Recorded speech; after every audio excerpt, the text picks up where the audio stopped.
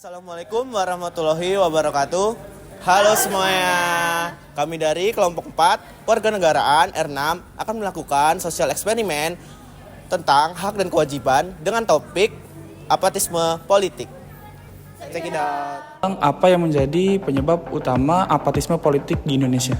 Kurangnya edukasi terkait perkembangan politik yang ada di Indonesia, terus pengetahuan terkait politik yang ada di Indonesia. Kepercayaan masyarakat ke pemerintah itu memang dari dulu sudah menurun gitu.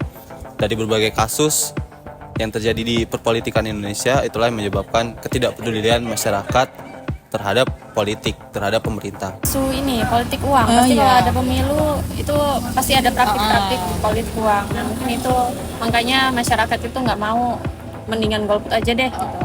Mungkin meningkatnya apatisme politik di Indonesia itu dasarnya dari yang pertama tuh ada ketidaktransparan kebijakan dari pemerintah sendiri. Jadi kalau misalkan pemerintah tuh nerbitin kebijakan-kebijakan yang emang kadang ngerugiin buat masyarakat, mereka tuh kadang nggak ngasih transparansinya. Jadi itu bisa bikin masyarakat tuh kayak ya udah, kalau misalkan mereka emang nggak mau nerbitin, nggak mau ngasih transparansi, ya udah kita juga nggak usah ikut andil gitu. Menurutku apatisme politik di Indonesia itu dapat mengancam stabilitas demokrasi Indonesia dalam. Tentunya dengan adanya rasa apatis ini, setiap individu itu semakin cuek terkait isu-isu yang berkembang terkait politik gitu. Rata orang yang bersifat apatis terhadap politik itu mereka memilih untuk golput atau memilih untuk tidak memilih pemimpinnya gitu.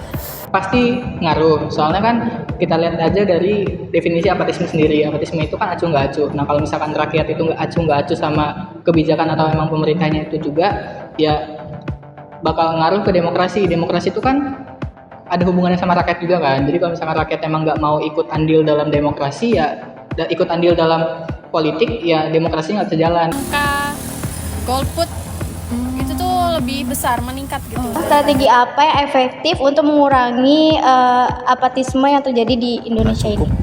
Dari anggota pemerintah itu sendiri itu memenuhi amanah mereka gitu.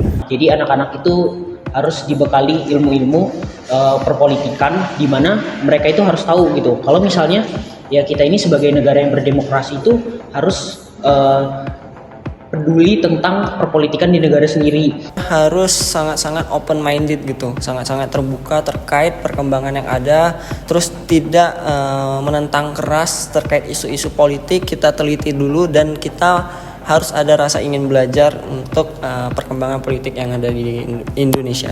Pemerintah ini seharusnya lebih ditingkatkan lagi transparansi ini ya dalam bikin sistemnya. Jadi apa harapan Anda terhadap masa depan demokrasi Indonesia di tengah tantangan apatisme politik? Masyarakat Indonesia itu bisa semakin terbuka terkait wawasannya terkait politik dan tidak menutup diri. Ditingkatkan lagi ya pengetahuannya, literaturnya.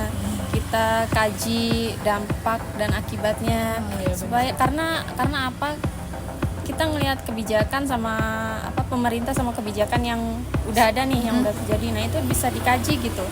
Jadi kalian itu ikut berpartisipasi walaupun nggak ada di pemerintahan, tapi berpartisipasi lewat suara kalian gitu. Mulai memperhatikan hal-hal kecil, isu-isu kecil yang beredar di sekitar, terus mengawal setiap kebijakan pemerintah yang ada. Lalu jangan beranggapan bahwa politik itu hanya untuk orang tua saja gitu. Jadi kita sebagai generasi muda juga punya ikut dan punya suara dan punya hak juga untuk mengawal semua kebijakan dan strategi-strategi yang dilakukan oleh pemerintah. Ingatkan lagi ya, bagaimana demokrasi itu berjalan secara bottom up dari bawah ke atas. Jadi masyarakat kalangan bawah maupun masyarakat semua kalangan itu mendapatkan hak demokrasi mereka gitu. Jadi balik lagi ke yang pertama, yaitu kepercayaan masyarakat terhadap politik atau kepercayaan masyarakat terhadap pemerintah. Gitu aja sih. Baik, terima kasih Bang.